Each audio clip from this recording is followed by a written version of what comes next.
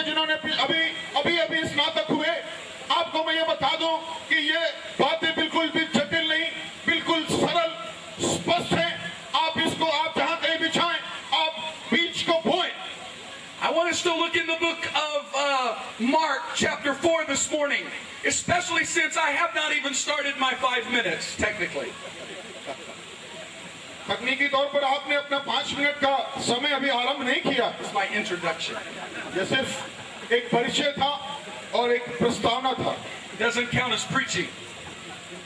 You learn? Mark chapter 4, verses 14 through verse 20. मरकुस रचित सुसमाचार उसका 4था अध्याय और उसकी 14वीं आयत से 20वीं आयत। Mark chapter 4, verse 14 through 20. Would you read it, please? बोने वाला वचन बोता है जो मार्ग के किनारे के हैं, जहाँ वचन बोया जाता है।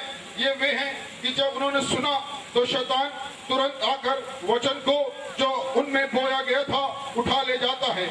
वैसे ही पथरीली भूमि पर बोए जाते हैं। वे वचन हैं जो वचन को सुनकर तुरंत आनंद से ग्रहण कर लेते हैं, परंतु अपने भीतर जड़ न रखने के कारण वे थोड़े ही दिनों के लिए रहते हैं। इसके बाद जब वचन के कारण उन पर क्लेश या उपद्रव होता है तो वे तुरंत ठोकर खाते हैं। जो झाड़ियों में बोए गए थे, जिन्होंने वचन सुना और संसार की चिंता और धन का धोखा और अन्य वस्तुओं का लाभ उनमें समाकर वचन को दबा देता है और निष्फल होकर रह जाता है। और जो अच्छी भूमि में बोए गए वे ये हैं जो वचन सुनकर ग्रहण करते और फल लाते, कोई 30 गुना, कोई 60 गुना और कोई 100 गुना।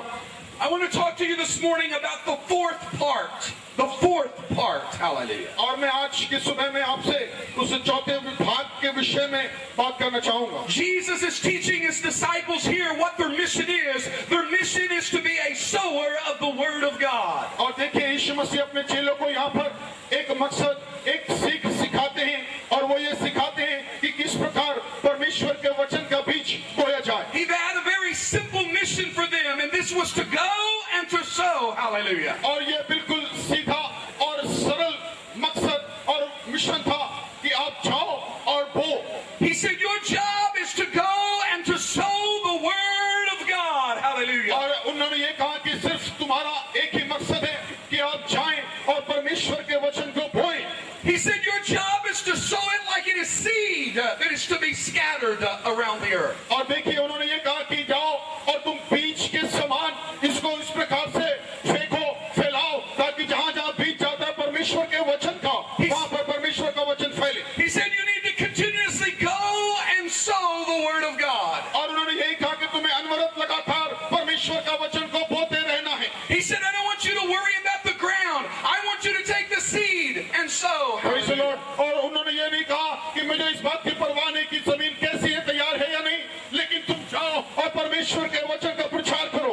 He said you're going to find different kinds of soil when you sow. और उन्होंने ये कहा कि तुम्हें 5 प्रकार की जमीन मिलेगी। He said you're going to sow the word of God, and as you sow the word of God, some is going to fall, and immediately the devil is going to take it and steal और it उन्होंने away. ये बताया कि पहली जमीन पर पड़ते ही तुरंत प्रभाव से शैतान आकर उसे उठाकर लेकर जाता है। He said next you're going to go and you're going to sow the word of God, and as you're sowing it, he said some of it is going to get on the ground, but it's not going to have any root in it. और उसके बाद उन्होंने ये कहा कि जो उसके बाद ऐसी भूमि पर बोए जाते हैं जो कि जड़ न पकड़ने के कारण वे आगे पनप नहीं पाते। And he said though the people will be happy when they first hear it, he said what's going to happen is they have no root, and so when trial or tribulation or trouble comes, the word is going to be robbed away from them. और देखिए जैसे ही वो चूंकि अपने वचन में वो स्थिर नहीं रह पाते और पथरीली भूमि में गिरे होने के कारण, जड़ के मजबूत न होने के कारण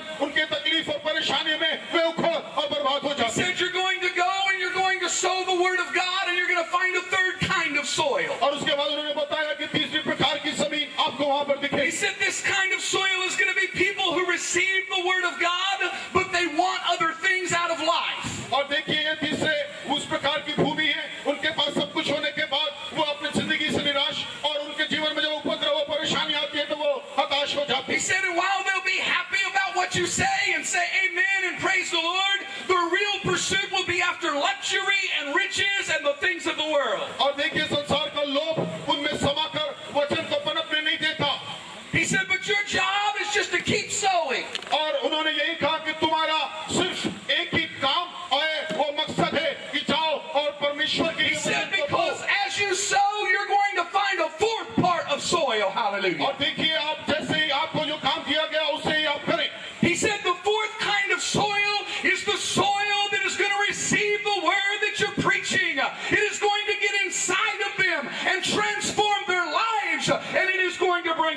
Hallelujah. और देखिए अच्छी भूमि में केवल वो गए हैं वे हैं जो वचन सुनकर ग्रहण करते हैं और फल लाते हैं।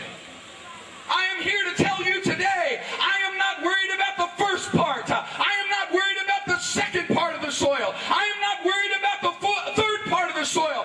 I labor for the fourth part. Hallelujah. और देखिए मैं इस चौथी भाग पे ज्यादा ध्यान और तवज्जो और मेहनत करता हूँ। पहले और दूसरी और तीसरी बातों या भागों का मैं परवाह नहीं करता। And so I have to learn to sow through the first part, sow through the second part, sow through the third part, until I find the fourth part, hallelujah, which is the seed, the soil that is ready for the seed. और देखिए पहले और दूसरी और तीसरी पड़ाव और उसके भागों के विषय में मैं ज्यादा तवज्जो देता नहीं, लेकिन मेरे सिर्फ एकमात्र उद्देश्य मकसद और निचोड़ यही है जिंदगी का कि मैं किसी भी प्रकार से उस चौथे प्रकार में पहुंच जाऊं। And so we learn some things from Jesus about our ministry today, hallelujah. और इस प्रकार हम यीशु मसीह के बारे में यीशु मसीह के साथ अपनी सेवकाई के विषय में कुछ सीख सकते हैं। Number one, we must sow, hallelujah. पहली बात हमें बोना होगा। If you do not sow, you cannot reap, hallelujah. There is no Praise the Lord. harvest if we do not sow. याद Praise रखिए God. यदि आप बोएंगे नहीं तो आप फसल को काटेंगे भी नहीं। Our job is not to worry about the soil. Our job is to make sure we're planting the seed. Hallelujah. और देखिए हमारे को और इस किसी बात की परवाह न करें, लेकिन हमारी जो कर्तव्य है हम वही करें। हमारा सर्वप्रथम कर्तव्य है कि हम जाएं और बीज को बोएं। He said if you sow and you do your job and sow the word of God, you will not always see a reaping take place. और देखिए वो परमेश्वर का वचन हमें यही सिखाता है कि आप सदैव बोने के बाद आपको जरूरी नहीं, ये आवश्यक नहीं कि आप उस फसल को काटें He भी। said, but what you've got to do is you've got to keep sowing, praise और God. इसलिए परमेश्वर का वचन यही कहता है कि तुम्हें लगातार परमेश्वर के वचन का बीज को बोना ही है। So the second thing we learn about our ministry is not only do we sow, but we keep sowing continuously. और Hallelujah. दूसरी बात जो हम परमेश्वर के वचन से सीखते हैं वो ये नहीं, ये है कि हम परमेश्वर का वचन ना तो सिर्फ बोते हैं, लेकिन लगातार परमेश्वर के वचन को बोते चले जाते हैं। This is what's a problem with some people. They sow and they don't see any fruit, and so they quit sowing. और देखिए कुछ लोगों के साथ समस्या इसी बात की है कि वे बोते तो हैं, कुछ समय बोने के बाद जब उन्हें फल नहीं मिलता तो वे हताश और When निराश हो Soul जाते हैं। Winners India started, it sowed seed, but it did not have any converts, praise God. But today, there are tens of thousands of converts in India because we kept sowing. Hallelujah. Praise the Lord। इसलिए sol winners ने भी जब शुरुआती दौर में अपने बीज को उन्होंने परमेश्वर के वचन को बीज को बोया और बोने के बाद जब उन्हें फसल नहीं मिली, लेकिन आज वो दिन है कि हमारे पर जो लगातार बीज बोने के कारण आज हम इस मकाम में पहुंच गए कि हम फसलों को काट पाए। These are not the words of some slick American preacher. These are the words of Jesus Christ. Praise the Lord। Hallelujah. याद रखें ये किसी अमेरिकी प्रचारक के वचन नहीं, लेकिन ये वचन प्रभु यीशु मसीह के हैं। Jesus said the truth is you're going to work and you're going to work and you're going to work, Praise but the you're Lord। only going to see the fourth part reaped. Hallelujah. प्रभु यीशु मसीह ने सिर्फ ये कहा कि तुम जाओ काम करो, तुम जाओ काम करो, वचन का बीज बो, वचन का बीज बो, और उसके बाद में चौथी बात आती It है। doesn't mean you're not called of God. It doesn't mean God's displeased with you. It doesn't mean you don't have the blessing. It means you're like Jesus. He sowed Praise and the only Lord। a fourth part was reaped. Praise the Lord। Hallelujah. इसका मतलब ये ना समझे कि आप पहले दूसरी और तीसरी उस पड़ाव में प्रभु परमेश्वर आपको प्रसन्न नहीं है, परमेश्वर आपको चाहता नहीं, लेकिन याद रखें इन तीनों पड़ाव के बाद प्रभु परमेश्वर आपके साथ था, लेकिन वो चाहता है कि आपकी चौथी बात में वो आप पे फसल Jesus भरपूरी से said we've काटे। got to keep sowing. Hallelujah. प्रभु यीशु मसीह ये चाहता है कि आप सदैव बीज को बोते रहें। And so we learned the third thing from Jesus about our ministry. और तीसरी बात जो यीशु मसीह